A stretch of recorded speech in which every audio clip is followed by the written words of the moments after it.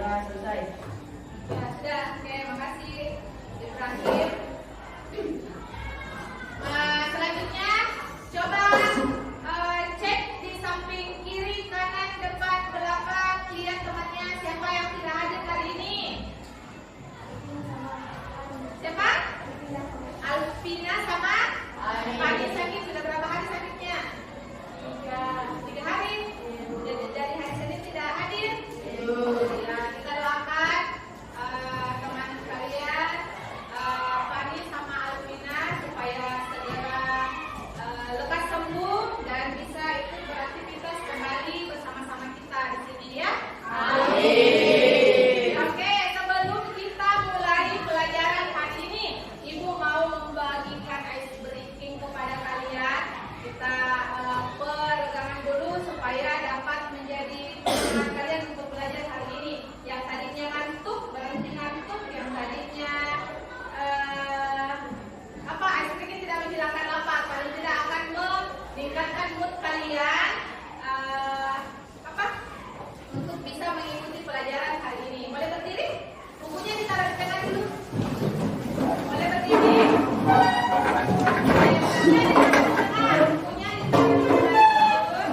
Ditumpuk. Ya, bukunya ditumpuk. Kemudian cari pasangan dua orang. Faisal boleh bertiga. Boleh bertiga ya, Faisal bertiga, yang belakang bertiga ya. Kemudian setiap pasangan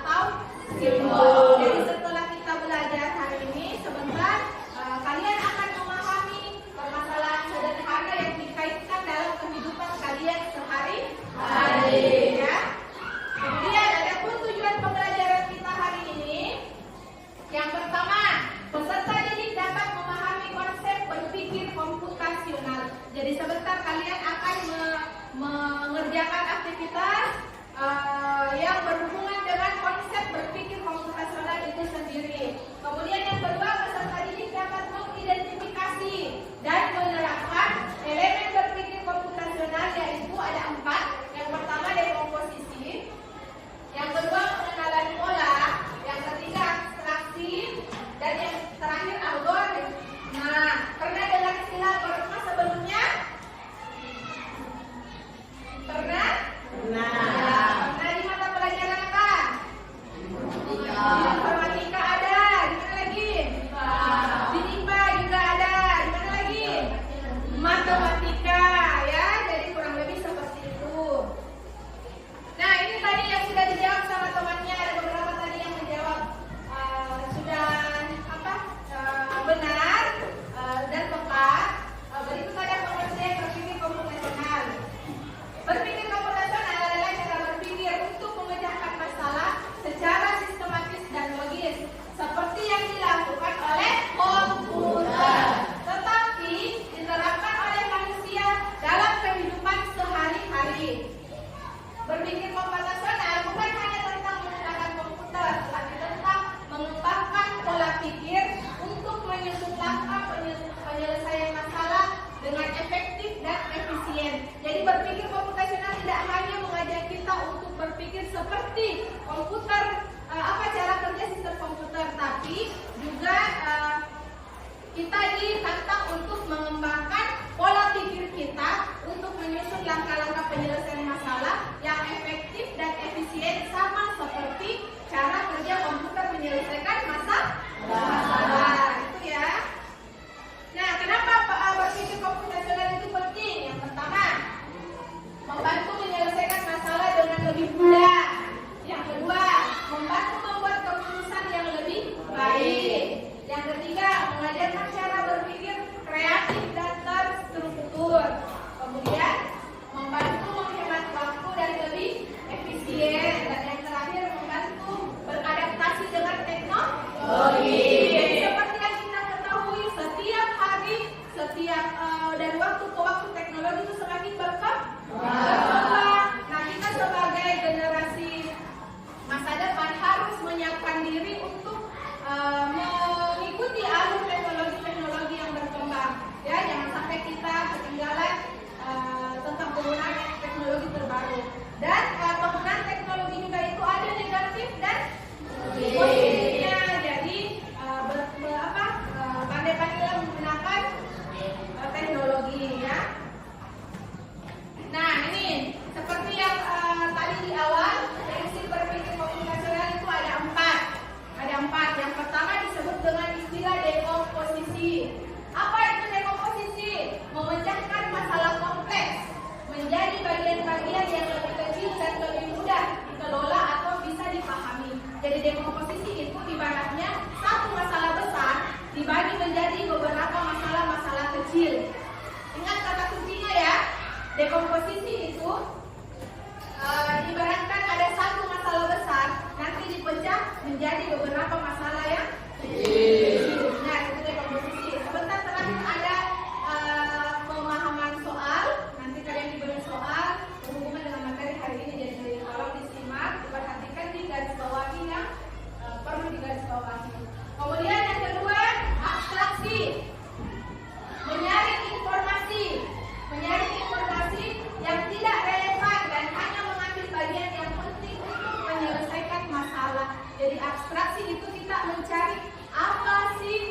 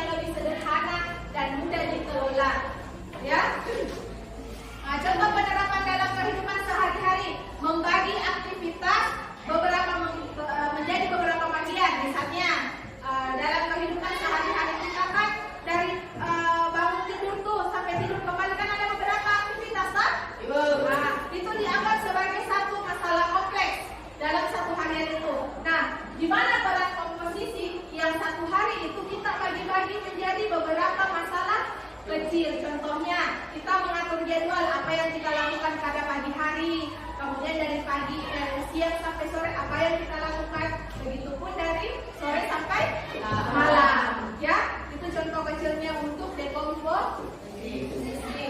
Dalam dunia pemrograman dan pengembangan teknologi, dekomposisi digunakan untuk membagi program yang besar menjadi modul-modul kecil yang bisa diuji dan dikembangkan secara terpisah. Jadi dekomposisi ini berhubungan dengan dunia pemrograman yang digunakan untuk pengembangan teknologi. Nah, bagaimana langkah-langkah menyusun dekomposisi? Yang pertama, identifikasi masalah utama yang ingin diselesaikan. Jadi yang pertama itu pikir dulu satu masalah besar. Apa kira-kira contohnya yang tadi, jadwal harian saya. Misalnya, jadwal harian saya, kalian disuruh menceritakan apa saja yang kalian lakukan mulai dari bangun tidur sampai tidur kembali. Ya, itu satu masalah besar. Kemudian yang kedua, pisahkan masalah menjadi beberapa bagian yang kecil. Contohnya, saya pisah-pisah supaya gampang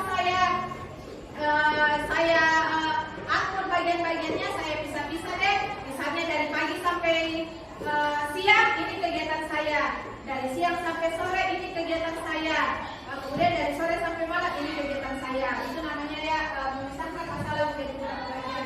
Kemudian fokus pada penyelesaian setiap bagian secara bertahap. Jadi selesaikan dulu aktivitas pagi sampai siangnya apa, kemudian siang sampai sorenya apa, dan sore sampai malamnya apa. Setelah itu digabungkan solusi dari setiap bagian menyusun solusi utama. Jadi satu bagian tadi yang sudah dipisah-pisah, kita tarik satu kesimpulan bagaimana caranya kita bisa melakukan aktivitas dalam satu hari itu secara terstruktur. Ya. Nah, kemudian lakukan evaluasi untuk memastikan setiap bagian berfungsi dengan baik. Setelah saya lakukan ternyata misalnya hasil evaluasinya, kalau siang lama sekali Kak tidur, kalau malam lama sekali Kak main game.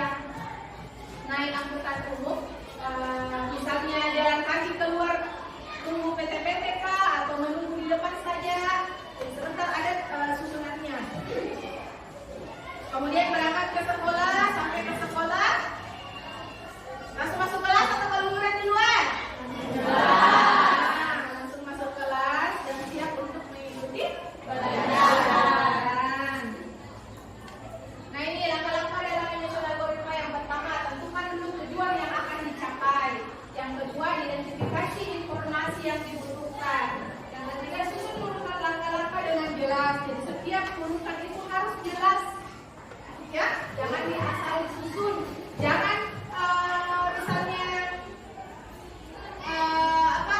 panaskan motor dulu baru mandi, nyala terus itu motor baru pergi mandi.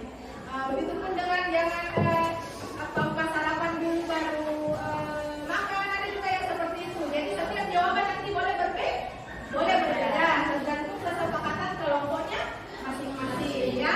Yang penting satu suara, nanti kalau ada yang mau duluan, ini duluan deh, ini yang kedua deh, boleh. Yang penting satu kelompoknya sepakat. Nah, kemudian uji algoritma dan perbaiki jika ditemukan kesalahan. Jadi algoritma itu bisa berubah. Kalau misalnya sudah disusun, kemudian ganti deh, seharusnya mandi dulu baru sarapan, atau kayak yang di pemula, tidak, sarapan dulu baru mandi, supaya kalau sudah ini sarapan, ada waktu tahun gosok ini baru berpakaian misalnya, ya. Jadi algoritma juga itu butuh diuji untuk mengetahui apakah sudah efisien dan efektif. Kemudian evaluasi hasil dan lakukan perbaikan jika diperlukan. Nah, di algoritma dikenal dengan istilah flowchart. Kalau flowchart itu sama seperti yang ini, struktur organisasi di kelas.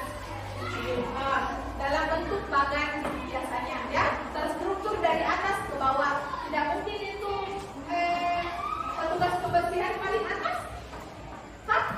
Jadi dalam satu kelas itu yang paling berperan utama yang pertama siapa? Wali kelas. Makanya wali kelas itu urutannya paling. Begitu juga dengan flowchart yang akan sebentar kita buat sama-sama. Pada sebuah sistem algoritma dikenal dengan istilah flowchart, yaitu diagram akhir yang berbentuk simbol-simbol grafis yang akan menunjukkan angka instruksi dan kemudian dihubungkan dengan tanda panah. Jadi ini bedanya, kalau ini tidak pakai tanda panah, ya, karena ini struktur organisasi. Cuman bentuknya mirip-mirip dengan sama flowchart yang akan kita buat. Sedangkan kalau flowchart lebih kompleks, memiliki simbol instruksi yang lebih banyak. Namun ada beberapa yang paling sering digunakan sebagai berikut. Nah, ini simbol-simbolnya. Ini ada rectangle, ada arrow atau tanda panah. Ini di matematika bentuknya apa? Bangunan apa? Jajak. Apa ini? Persegi 4. Dan ini bentuk apa ya? Diamond. Nah, itu setiap simbol itu ada nama dan fungsinya masing-masing. Nanti di LKPD-nya ada penjelasan tentang simbol flowchart ini. Nah, tuh. Dan tadi Ibu salah apa? Menjelaskan terus. Sekarang giliran kalian yang ya. Itu tadi, ya. Nah, sudah dibagi kelompok, dulu sama kelompoknya masing-masing. Sudah, satu kelompok ada berapa orang? Ada yang banyak, ada yang 5. Nah, ya, jadi di tangan Ibu ini ada 5 KPD. Masing-masing dikerjakan berkelompok, ya. Di sini ada 2 aktivitas. Yang pertama aktivitas tentang dekomposisi, dan yang kedua ada aktivitas materinya algoritma. Nah, silakan dibaca dulu. Dikerja berkelompok. Namanya yang kerja kelompok artinya kerja sama-sama. Jangan yang satu kerja, yang satunya menunggu hasil, atau yang satunya kerja, yang satunya lagi menunggu jawaban saja. Kerja sama-sama, ya. Jangan lupa ditulis dulu kelompok berapa. Ini kelompok 1. Tulis nama anggota kelompoknya.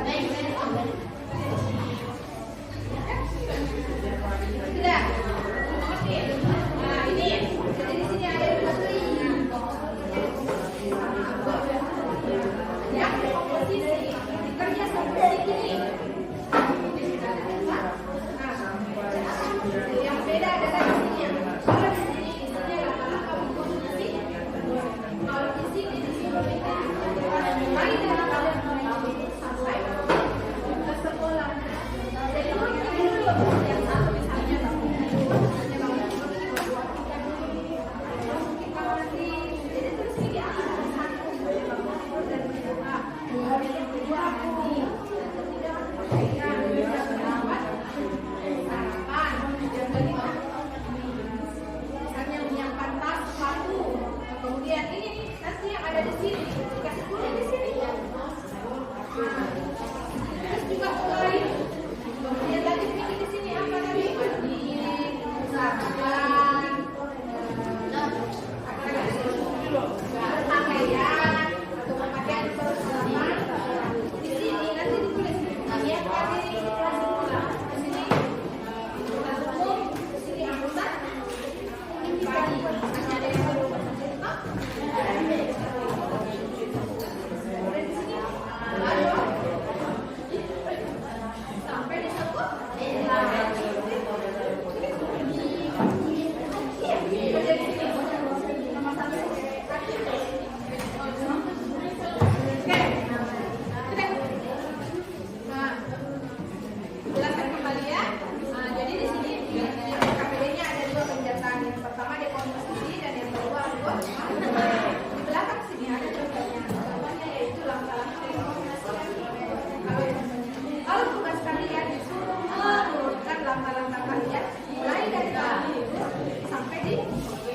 Sekolah sampai tiba di kelas. Nah, dari yang ini dijawab seperti ini. Apa apa yang kedua apa yang ketiga apa sampai yang terakhir. Kemudian yang kedua ini sama seperti ini. Ini yang pada sedang pertemuan pada sini. Semua diawali dengan kemudian saya berdoa Bu. Siapa kan ditulis ini? Bagus dengan berdoa. Misalnya yang berdoa mandi. Yang ketiga misalnya berpakaian, ada juga berpakaian di sini mandi di sini. Kemudian di sini menyiapkan diri. Perhatikan ini yang berpakaian di sini menyiapkan diri. Artinya kita ada dua pilihan. Kita naik angkutan umum, kita naik angkutan pribadi. Misalnya membawa diri kan, membawa sama orang tuanya kan. Boleh juga jalan kaki. Jadi di sini atau jalan kaki. Jadi kita diperbolehkan di sini angkutan umum atau jalan kaki. Kemudian di sini jalan keluar. Bawa di sini apa? Apa? Pribadi stop. Pribadi stop. Nah, apa yang perhatikan di sekolahnya? Ini contoh. Contohnya bisa ya?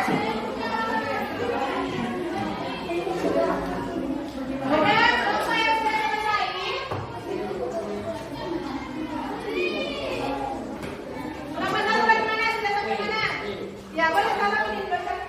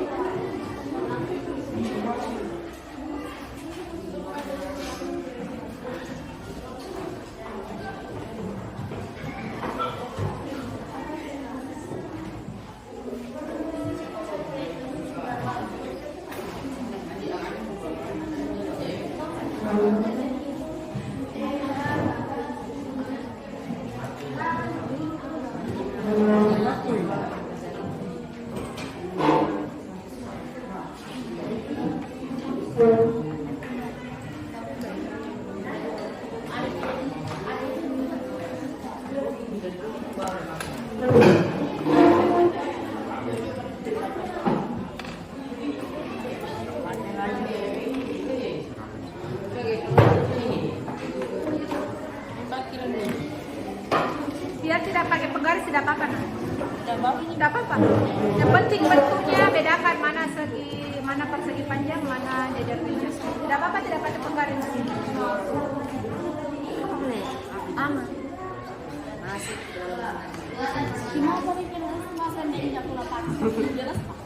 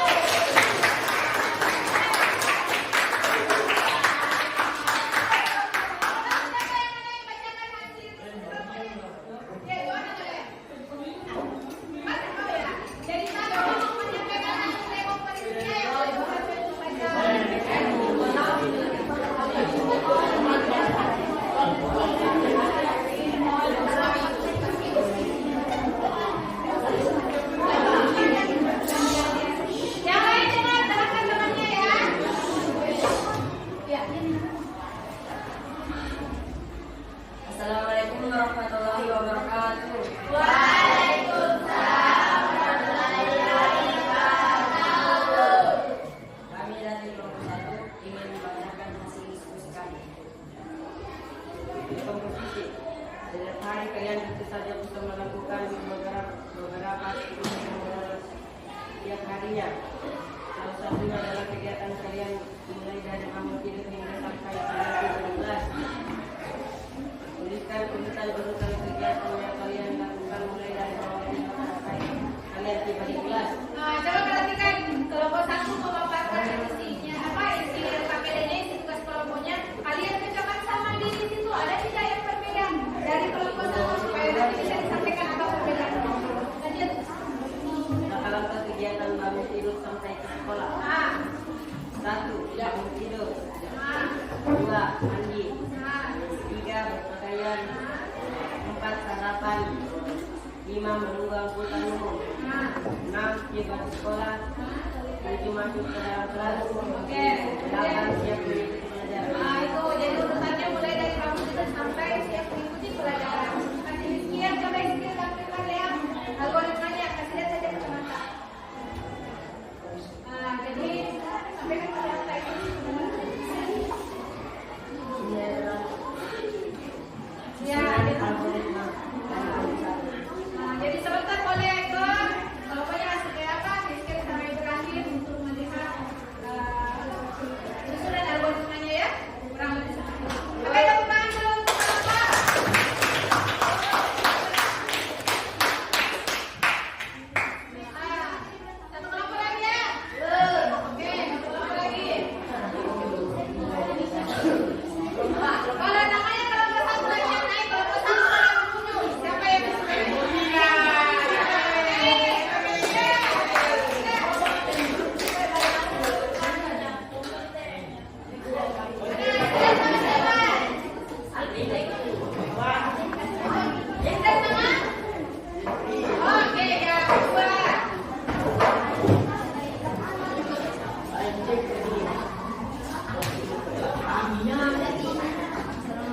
Kali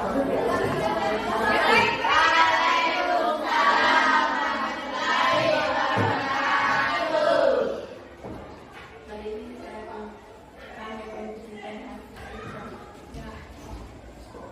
Tugas pertama dekomposisi. Kita harus bisa merupakan beberapa aktivitas dan setiap harinya. Salah satunya adalah tugas yang mulai dari komputer hingga sampai kalian bisa kelas. Jadi sekarang untuk proses setiap hari ada dari bangun tidur sampai kalian bisa tidur kelas. Pertama, bangun tidur. Kedua, terbuka. Yang ketiga, main HP atau makan. Nomor 4, mandi. Nomor 5, memakai seragam sekolah. 6, menyiapkan peralatan sekolah. 7, memanaskan motor atau menunggu angkutan umum. 8, tiba di sekolah dengan selamat. Oke,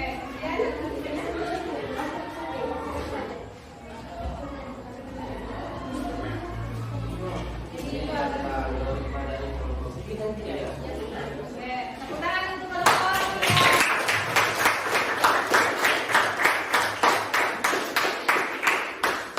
Oke, jadi tadi sama-sama langkah-langkahnya urutannya ada 8, cuma isinya yang oke. Kayak tadi ada dia main HP-nya dulu. Kelompok 1 tidak ada apa?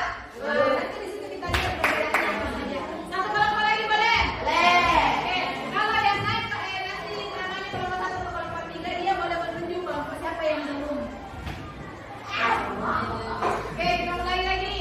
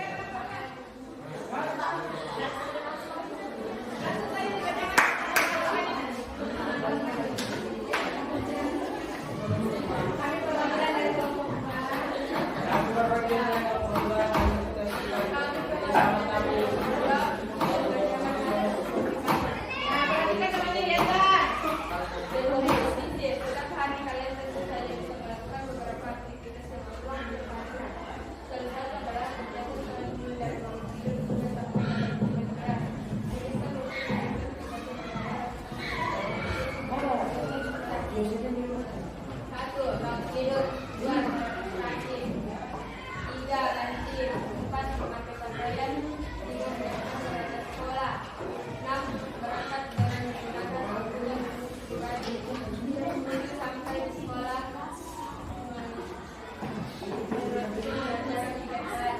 Oke, sudah. Algoritmanya sudah diaturnya. Jadi ini sebentar ya, mau lihat algoritma dari kelompok 2 boleh menunjuk ke mejanya kelompok 2 ya.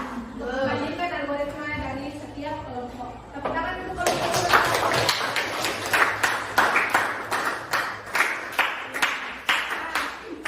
Jadi untuk kelompok 4 sama kelompok 5 kurang lebih sama seperti urutannya ya. Iya tidak? Iya, oh yang sudah dibacakan sama temannya ya atau tidak? Ada yang mau apa? Ada yang menyusun menjadi 8 langkah, ada yang menyusun menjadi 7 langkah, tapi tujuannya apa? Isinya sama. Nah, dari materi di komposisi sama apa tadi? Algoritma. Ada yang bisa menyimpulkan, kita pakai ini saja. Speedway. Yang namanya naik, silakan sampaikan kesimpulan kegiatan kita hari ini.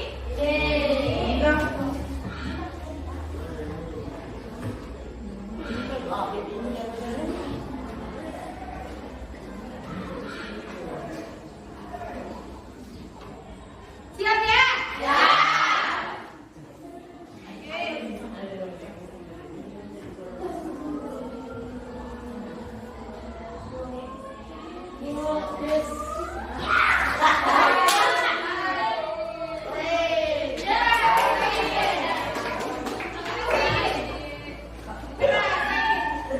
Sampaikan kesimpulan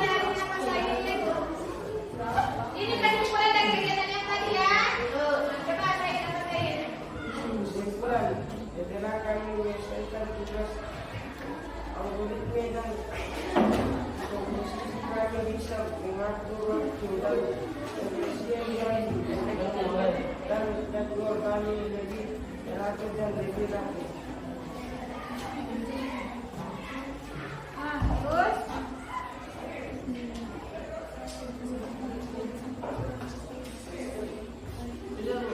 ya sudah, silakan duduk.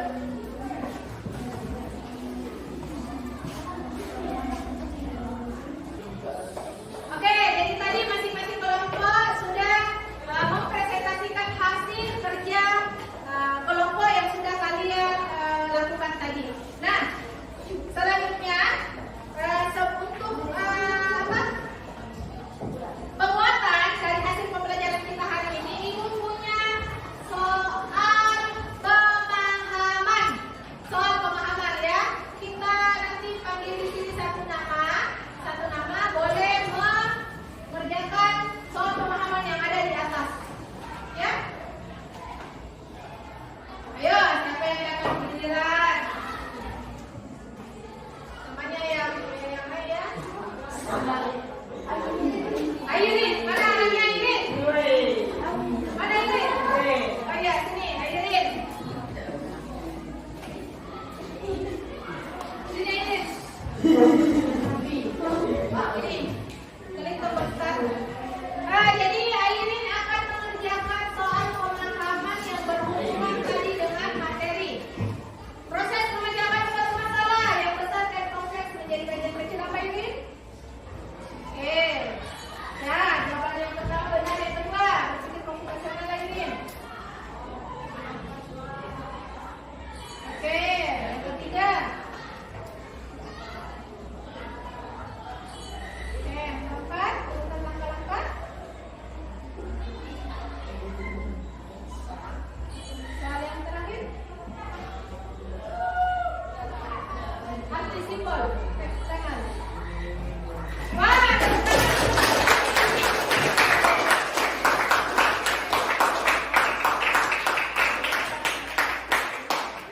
ada yang mau coba? Laki-laki lagi deh, gak usah pakai spinbel. Siapa? Alvin. Boleh Alvin sini Alvin, boleh? Cepat Alvin. Baca soalnya, urutan langkah logis dan sistematis.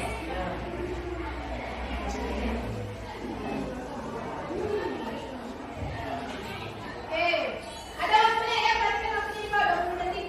Simbol flowchart yang diamond. Terus?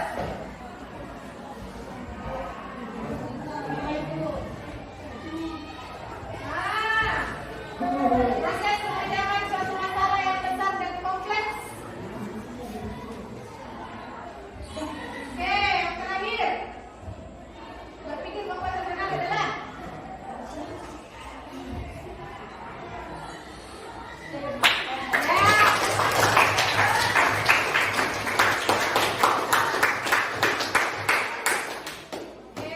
sudah apa? Ada gambaran sedikit tentang dekomposisi dan algoritma ya? Nah, dari temannya tadi yang mewakili, nanti yang lain boleh setelah ini mungkin kalau ada yang mau coba itu buka play. Nah, boleh nanti bergiliran nanti. Nah, sebelum ibu menutup pelajaran hari ini, ada yang mau menyimpulkan kegiatan kita hari ini? Satu orang perwakilan nanti boleh? Ibrahim. Saya simpulkan apa kesimpulan kita hari ini dari materi algoritma sama dekomposisi. Apa yang kamu dapatkan dari pelajaran dekomposisi dan algoritma ini, sampaikan ke teman-teman kalian. Dengan mempelajari algoritma dan dekomposisi saya lebih bisa untuk mengatur waktu saya, jadwal dan aktivitas saya. Nah, Dengan itu. teratur. Oke, teman-teman. Sekali lagi, coba. Coba, ya. Apa kesimpulan dari materi yang sudah kita pelajari hari ini? Dengan mempelajari algoritma dan dekomposisi, saya bisa mengatur waktu saya dari pagi, siang, sore, dan malam. Karena waktu saya lebih teratur. Oh iya,